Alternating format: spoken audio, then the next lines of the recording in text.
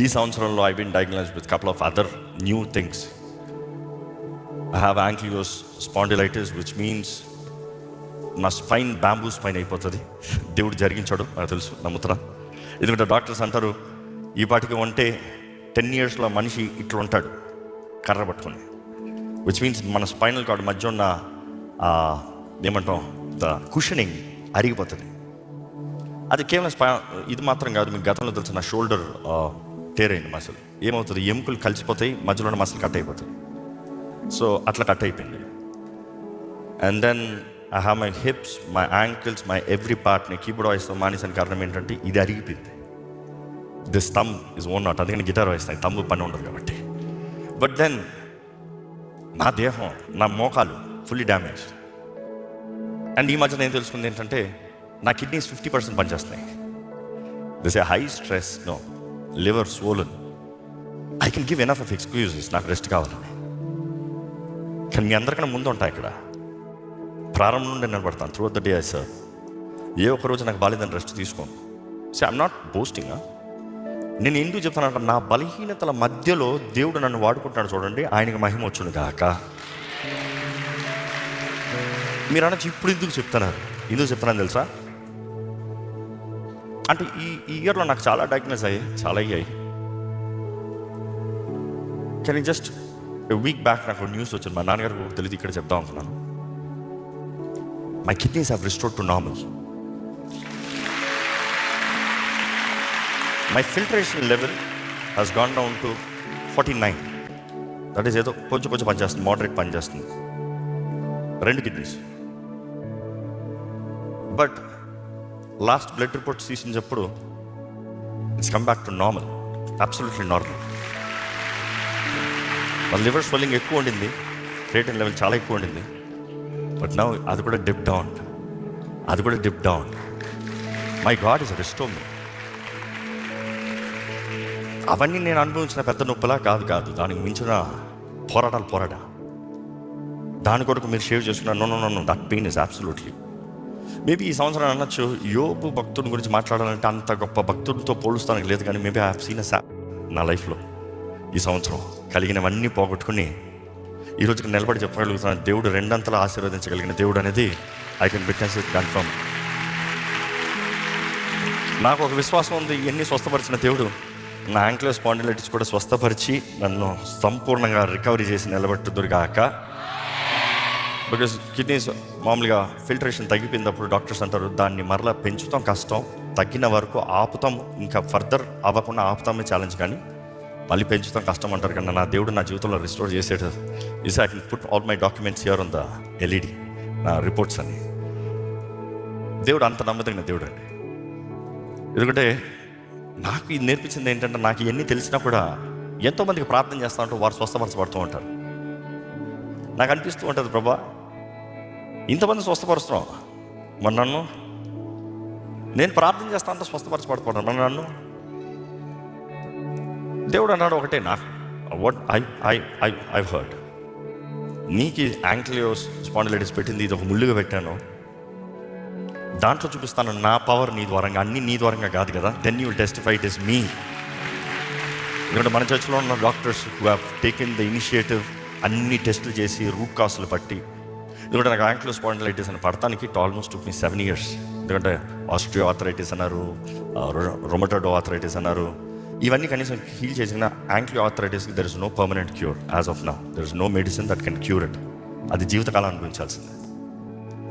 But then వారు అంటారు, doctor గారు అంటారు, మీ రిపోర్ట్స్ నా ముందు ఇక్కడ పెట్టుకుని మీతో మాట్లాడుతూ సండే మీరు అట్లా నిలబడి వాక్యం చెప్తానంటే నా వల్ల నమ్మలేదండి. That is not you, that is as far the records it's impossible. మీకున్న ఇన్ఫ్లమేషన్స్, మీకున్న స్వెల్లింగ్, మీకున్న మొత్తం ఈ ఇబ్బందిని బట్టి ఇట్ ఇస్ నాట్ పాసిబుల్. నాకు ఒకటే అనిపిస్తుంది, దేవుని ఆత్మ. మీకు తెలుసో లేదు, there are days, there are weeks, even 2 weeks back ఇక్కడ నిలబడతాను. ఫస్ట్ సర్వీస్ వరకు స్టేజ్కి వచ్చేంతవరకు ఐఎమ్ ఆన్ ఆల్ మెడికేషన్.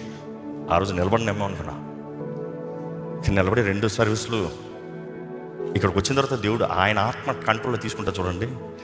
నేను అందుకనే సెకండ్ సర్వీస్ అప్పుడు మళ్ళీ దిగి వెళ్ళా, ఇక్కడే కూర్చుంపోయా. Because I know I want the power that is here in the presence of God as I serve. ఎందుకు చెప్తానంటే కేవలం దేవుని మహింపరుస్తానికి.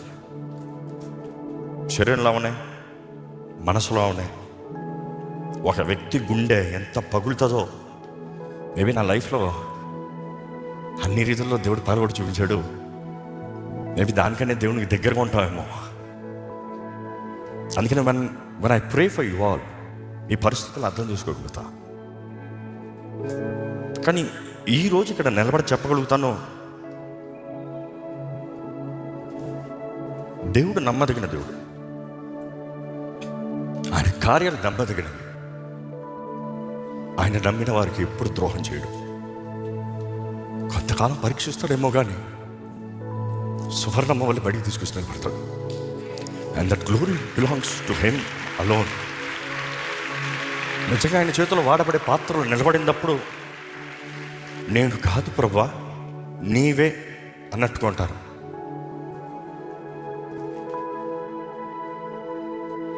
నన్నే అంటూ ఉన్నారు, నువ్వు హైదరాబాద్కి వెళ్ళేటప్పుడు నేను గొడవ పెట్టుకున్నాను, మేము కొట్లాడుకుంటాను, ఫైటింగ్, నాట్ ఫిజికల్ ఫైటింగ్ అండి. ఆయన తెలుగు నేను నేర్చుకున్నాను, ఆయన ఇంకా నేర్చుకుంటారు. కొట్లాడుకుంటూ argument, we had big argument. ఇది లైక్ నువ్వు వెళ్ళొద్దు కావాలంటే నువ్వు ఒక్కడు వెళ్ళి సాటర్డేస్ చేసుకుని వచ్చాయి, వెళ్ళొద్దు, నువ్వు కావాలంటే చేసుకునే అప్ అండ్ డౌన్, నువ్వు వెళ్ళొద్దు, వెళ్తా చచ్చిపోతారా అని 7 శాస్త్రం స్టార్ట్ చేశాడు. నేను ఒకటన్నా, నన్ను మొక్కలుగా నరికిన పర్వాలేదు, నేను వెళ్తున్నాను, దేవుడు నన్ను వెళ్ళమన్నాడు. ఆయన అన్నాడు, మేబీ డేంజర్ తప్పిస్తానికి దేవుడు నాకు చెప్పి వెళ్ళొద్దు అన్నాడు. కానీ నా స్ట్రాంగ్లీ బిలీవ్ అవుతుంది, మా జీవితంలో జరగాల్సింది జరిగి ఉండకపోతే ఈరోజు నేను ఇక్కడ నిలిచి ఉండేవాడిని కాదు, ఈ రీతిగా సేవ ఉండేది కాదు.